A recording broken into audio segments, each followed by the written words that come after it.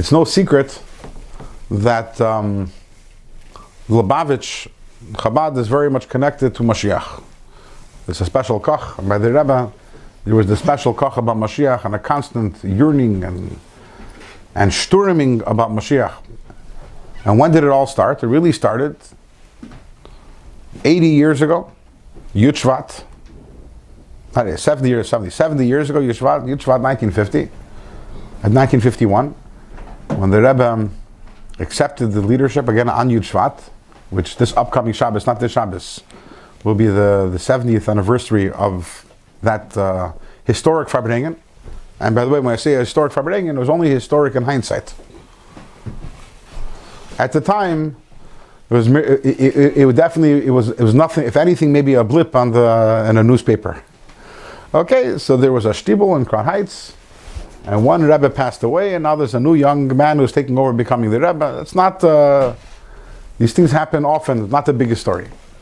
But in hindsight, it was a Farbrengen that changed the face of Yiddishkeit, and the face of Klal Yisrael, and the direction of Klal Yisrael in terms of where it was going.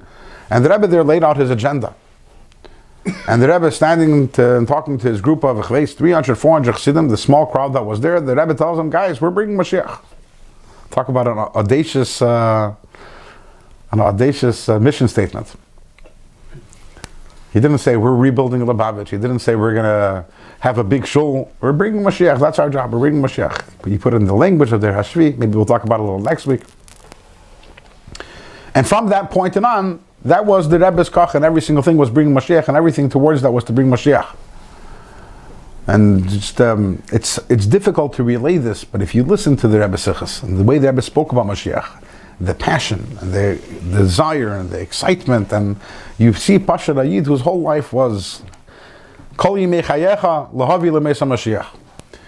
And this L'Cheira explains one of the interesting features about the Rebbe is just how prominently Tzedakah played in everything the Rebbe did.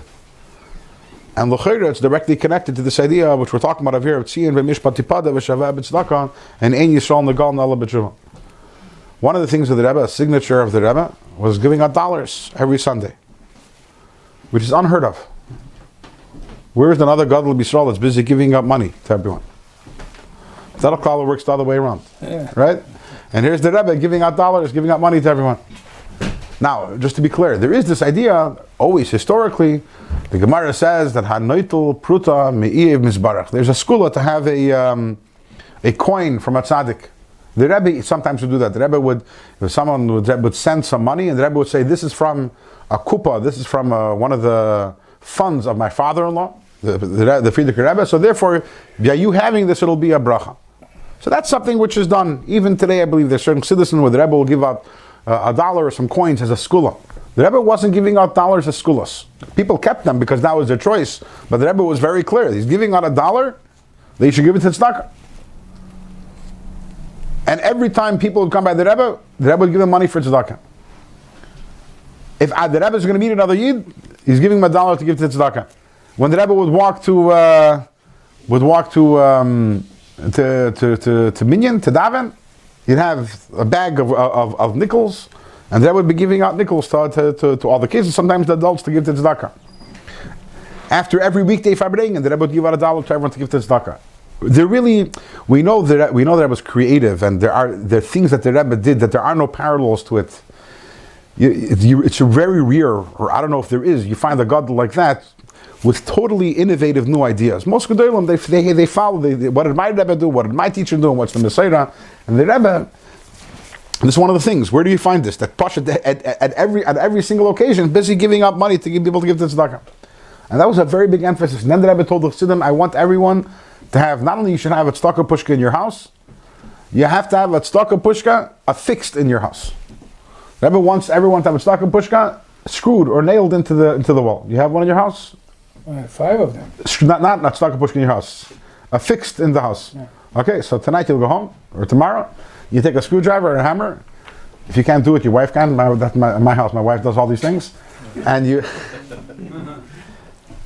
Why? The Rebbe says, I don't want your house to be a place within which there is a tzedakah pushka. I want your house to be a tzedakah pushka. When you affix it to the wall, then it's not only something in the house, it's actually part of my house is a house of tzedakah. And this is something, again, this emphasis on tzedakah by the Rebbe is something which is unusual. But then when we sit over here and we learn this idea of Ein Yisrael and the Gal Nala Tzedakah, and you put two and two together and realize, again, the Rebbe's mission statement is Mashiach, so it's not very surprising, this tremendous Kach in tzedakah. And the Rebbe is constantly encouraging to give tzedakah. So bottom